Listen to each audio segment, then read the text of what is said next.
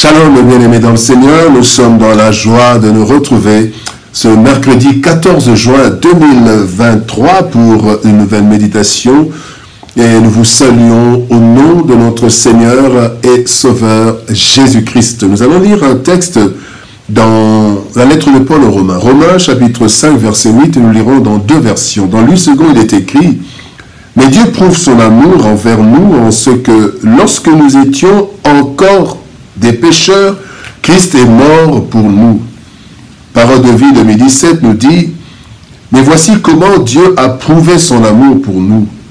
Le Christ est mort pour nous, et pourtant nous étions encore pécheurs. » Preuve d'amour. Preuve d'amour, tel est le thème de notre méditation de ce mercredi 14 juin 2023. Bien-aimés dans le Seigneur, une preuve, c'est ce qui établit ou qui démontre la vérité de quelque chose. Un adage populaire, une citation, dit qu'il n'y a pas d'amour, mais qu'il n'y a que des preuves d'amour. On peut en débattre, mais cela démontre qu'il est difficile de croire en un amour qui ne démontre pas, qui n'a pas de preuves. Dire qu'on aime, il est difficile qu'on nous croie s'il n'y a pas de preuves. En fait, dans le texte de ce jour, il nous est donné la preuve irréfutable de l'amour de Dieu. Même Dieu n'a pas voulu aimer sans démontrer, sans preuve. Dans le texte, donc, il y a une preuve irréfutable de l'amour de Dieu pour l'humanité. C'est la mort du Christ pour cette dernière, alors qu'elle était encore, donc l'humanité était encore dans le péché. Il n'y a pas plus grande preuve, bien-aimés, que celle-là. Voyons quelques leçons tirées de ce texte. Première leçon, besoin de preuves. Juge chapitre 6, verset 17, il est dit, Gédéon lui dit, « Si j'ai trouvé grâce à tes yeux, donne-moi un signe pour montrer que c'est toi qui me parles. » L'être humain a besoin de preuves pour croire en certaines choses, et cela depuis toujours. Et nous le voyons dans plusieurs cas, dans la vie et même dans la Bible. En voici des exemples. Par exemple, dans Exode chapitre 4, versets 1 à 5, Dieu donne à Moïse des preuves, une preuve qu'il montrera aux Israélites. Le bâton qui se transforme en serpent, et puis la main qui est atteinte de lèpre et qui est guérie. Et donc, Dieu montre des preuves parce qu'il sait que Moïse aura besoin de preuves là où il part. Quand nous allons dans Exode chapitre 33, verset 16, c'est lui, Moïse, qui demande une preuve. Il dit au Seigneur, si j'ai trouvé grâce à tes yeux, fais-moi voir ta gloire. Il demande une preuve parce qu'il était dans une situation difficile et il avait besoin que Dieu lui prouve qu'il était encore avec lui. Dans Juge chapitre 6, Gédéon veut une preuve pour croire que c'est Dieu qui lui est apparu. Dans la situation que Israël traversait, et tout le monde croyait qu'Israël avait été rejeté par Dieu, abandonné par Dieu, et Dieu se présente à Gédéon. Gédéon dit non, je ne vais pas croire comme ça. Il a demandé les signes de la toison, des preuves. Et dans 2 Corinthiens chapitre 12, verset 12, là c'est Paul qui donne des preuves de son apostolat. Paul était persécuteur de l'Église et quand il est devenu chrétien, il a été récupéré par Christ, il y a plusieurs parmi les disciples qui ne croyaient pas en la conversion de Paul. Mais Paul dit dans 2 Corinthiens 12, 12, il dit « Les preuves de mon apostolat ont éclaté au milieu de vous par une patience à toute épreuve, par des signes, des prodiges et des miracles. » Bien aimé, la limitation de l'homme le pousse à chercher des preuves pour établir des faits, et cela est tout à fait naturel. Voilà pourquoi Dieu a voulu donner la preuve de son amour, non pas seulement dire aux hommes, mais montrer, démontrer, prouver son amour. Deuxième leçon, encore pécheurs. La Bible dit, Christ est mort alors que nous étions pécheurs. Et Isaïe 53, verset 6 nous dit, nous étions tous errants, comme des brebis, chacun suivait sa propre voie, et l'Éternel l'a fait retomber sur lui l'iniquité de nous tous. La Bible nous dit dans Romains chapitre 3, verset 10, « Il il n'y a point de juste, pas même un seul.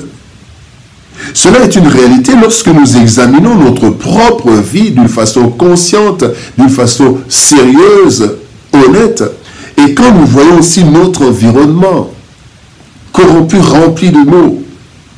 Dieu n'a pas attendu que l'homme change pour initier et exécuter son plan de sauvetage. Pourquoi? Parce que, premièrement, Dieu connaissait la corruption totale de l'homme. Dans Ésaïe chapitre 64, verset 6, il est dit « Nous sommes tous comme des impurs et toute notre justice est comme un vêtement souillé. » Deuxième raison pourquoi Dieu n'a pas attendu que l'homme change, il a pris l'initiative, c'est que l'orgueil humain l'empêche de faire le premier pas. L'homme est orgueil, un certain orgueil qui empêche de reconnaître. Voyez même Adam, quand Adam, on dit « Est-ce que tu as mangé ?» Cet orgueil humain, Adam dit non, c'est pas moi, en fait, c'est la femme que toi tu as mise à côté de moi. Orgueil humain ne veut pas reconnaître. Et pourquoi Dieu a exécuté son plan sans attendre que l'homme change, c'est aussi à cause de l'ignorance de l'homme qui le conduit dans le mal. L'homme ne connaît pas le bon chemin et il est conduit par le mal. Vous voyez comment des personnes vont s'enivrer, vont faire du mal, croyant faire la vie alors qu'ils font la mort. Et donc Dieu n'a pas attendu. Dieu était conscient que l'homme n'allait jamais changer de lui-même.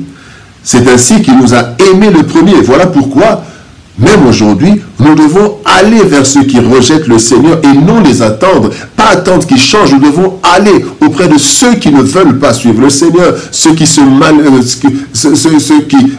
méconduisent, ceux qui font du mal. Nous devons aller vers eux, comme Dieu a pris l'initiative. Troisième leçon, une mort incompréhensible. 1 Corinthiens 1, 23 nous dit « Nous prêchons Christ crucifié, scandale pour les Juifs et folie pour les païens. » L'amour du Christ bien-aimé à la croix est vraiment une preuve de son amour sans mesure. Voilà pourquoi plusieurs ne comprennent ni n'acceptent cette voie de salut.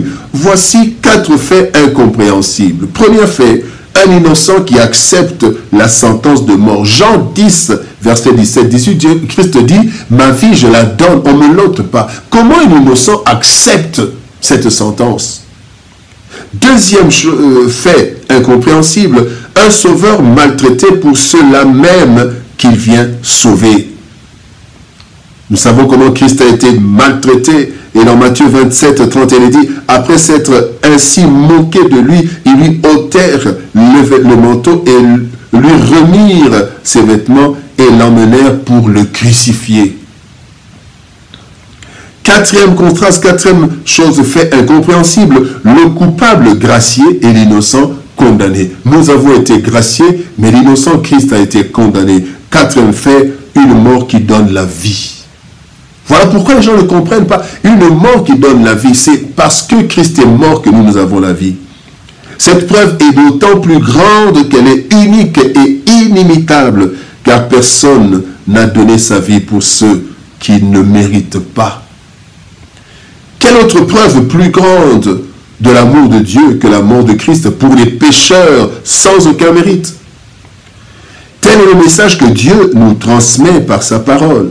Nous pouvons douter de tout sauf de l'amour de Dieu pour nous. Cette preuve doit être gravée en nous afin que même lorsque nos vies sont secouées par des problèmes, nous ne doutions jamais de l'amour de Dieu. Bien-aimés, il nous aime et il nous l'a démontré par la preuve irréfutable de la mort de Christ à la croix.